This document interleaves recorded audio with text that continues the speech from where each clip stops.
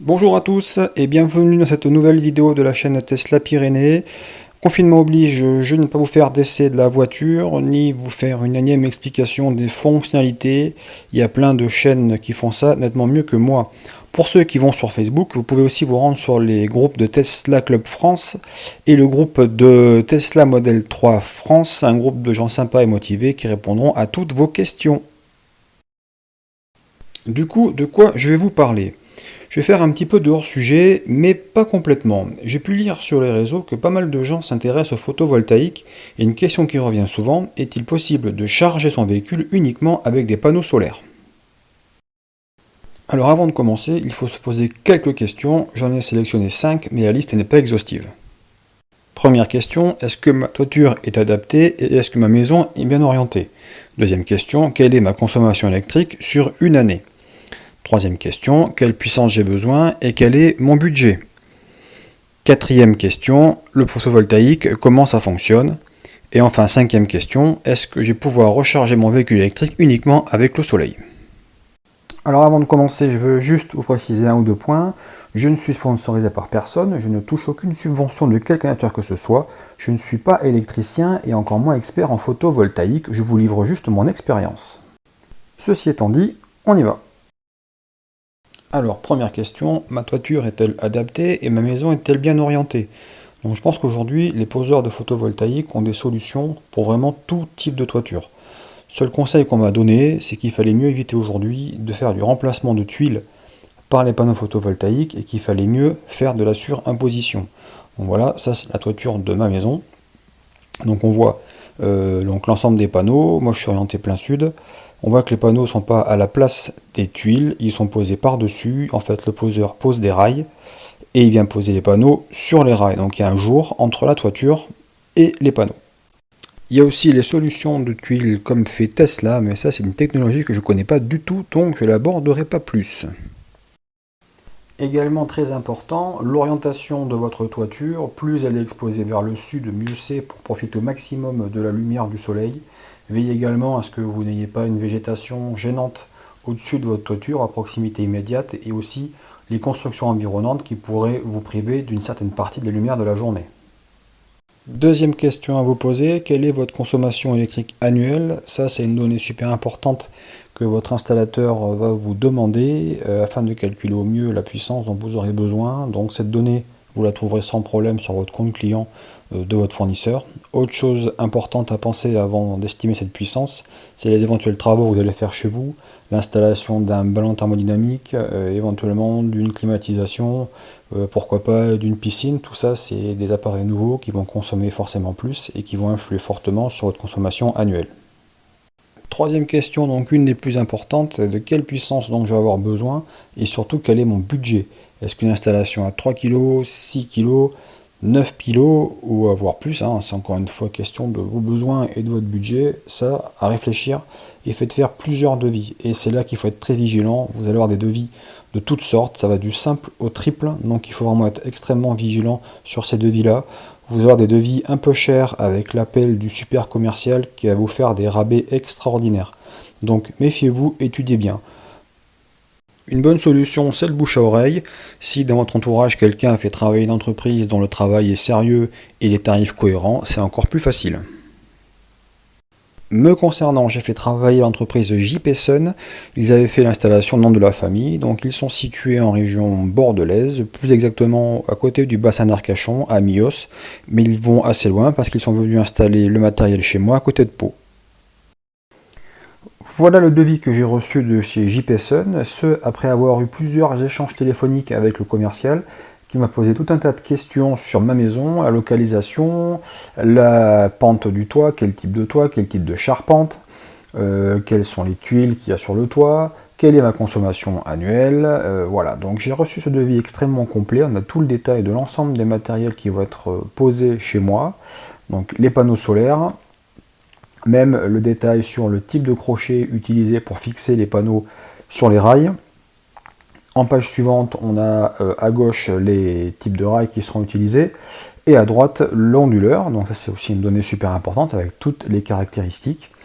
Voilà, tout est très bien expliqué, il y a des graphiques qui vont bien. Ensuite, le Fronius Smart Meter qui permet d'avoir l'application pour suivre en direct la production et la consommation avant d'arriver à une proposition d'implantation et au prix final de l'installation. S'ensuit la projection financière, sachant que j'ai pu bénéficier d'une prime à installation de 1 750 € payable sur 5 ans. À la fin du devis, vous avez le planning du projet, donc une fois le devis signé et la compte versée à votre installateur, c'est lui qui se charge de tout ce qui est administratif et c'est inclus dans le prix du devis. J'ai eu des devis avec l'administratif qui avait un coût supplémentaire, donc le temps d'avoir le permis de construire de votre mairie, 4-6 semaines, ça dépend des municipalités. L'installateur fait la demande de raccord à Enedis. Une fois que l'accord d'Enedis est validé, le temps de commander le matériel, à peu près 4 semaines de plus, et l'installation peut avoir lieu.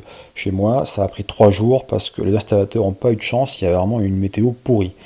Donc une fois que l'installation est terminée, vos panneaux fonctionnent immédiatement et vous profitez immédiatement de votre énergie solaire. Et si vous avez le compteur Linky, et bien tout ce que vous ne consommez pas, vous commencez à le renvoyer dans le réseau. Donc ça fera l'objet de la suite de la vidéo. Vous verrez qu'on vous aurez un contrat d'obligation d'achat à signer avec Enedis. Et donc, quatrième question, comment tout ça fonctionne? En fait, vous avez une application, je vous ai fait une copie d'écran, donc voilà l'application. En haut à gauche, ce sont vos panneaux solaires, là, qui fournissent 4,15 kWh au moment où j'ai fait la capture d'écran. Au milieu, c'est votre onduleur. En haut à droite, c'est la consommation instantanée de votre maison, 273 Wh. Et en bas à gauche, c'est l'énergie qu'on renvoie sur le réseau Enedis. Donc, vous voyez, tout ce qui n'est pas consommé est envoyé sur le réseau. En bas à droite, c'est l'option des batteries que j'installerai peut-être plus tard quand elles seront moins chères. Ce sera sûrement plus intéressant de stocker l'énergie dans les batteries que de les renvoyer à Enedis. Donc tout ça, pour que ça fonctionne, il vous faut un compteur Linky. Pourquoi? Parce que le compteur Linky, c'est le seul compteur qui sait lire la consommation dans les deux sens, ce qui rentre et ce qui sort. Donc ce qui sort, Enedis va vous le rembourser royalement 10 centimes du kilowattheure. Donc ça c'est du plus, mais l'intérêt sera quand même plus tard de le consommer ou de le stocker. Je vous ai fait des captures d'écran de journée type, donc là c'est du 4 avril. On voit qu'en journée il a fait très très beau, donc ce qui est en vert, la production des panneaux, ce qui est en gris c'est ma consommation.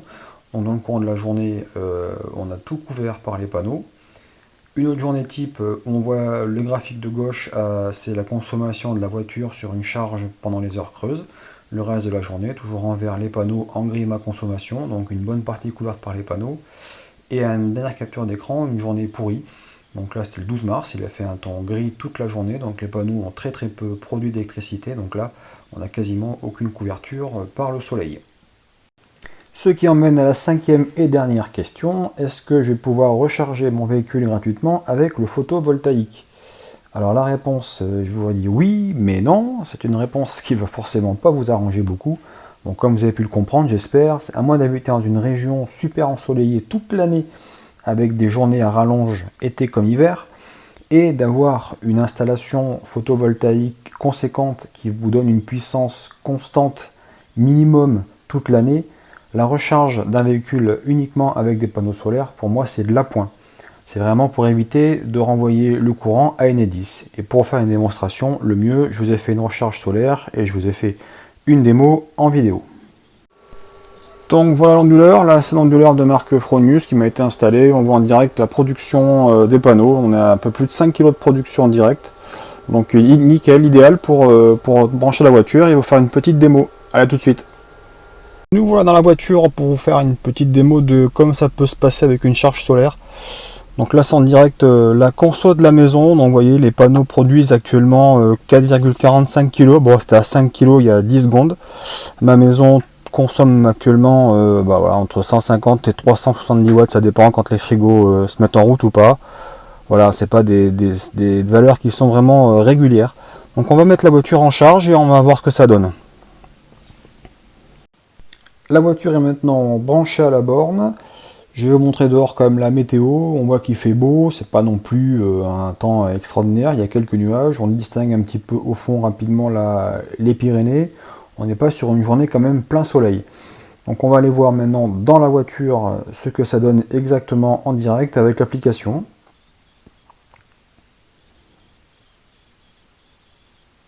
Voilà, donc je vais mettre à jour parce que là on n'est pas sur des données qui sont mises à jour, le temps que ça se recharge.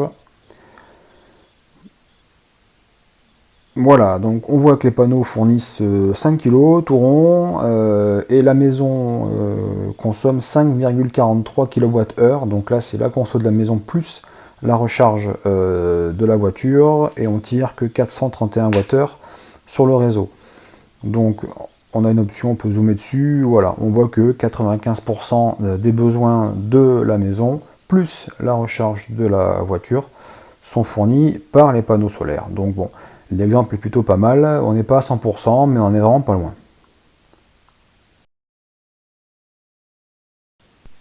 Voilà l'exemple type d'une météo pas idéale, donc les nuages passent devant le soleil, donc les panneaux fournissent moins de puissance, nous sommes donc obligés de tirer 3 kg sur le réseau, les panneaux fournissent plus que 2 kg, donc là c'est nettement moins intéressant, autant arrêter la recharge et attendre la nuit et les heures creuses. Voilà, j'en ai terminé avec mes explications sur le photovoltaïque et la voiture électrique. Je répète, je ne suis pas du tout un pro du domaine, mais j'espère malgré tout avoir pu répondre à certaines de vos interrogations. Donc si vous avez des questions, n'hésitez pas à les laisser en commentaire. Si la vidéo vous a plu, n'hésitez pas aussi à lâcher un petit pouce bleu, ça fait toujours plaisir. Je vous dis à très bientôt, salut!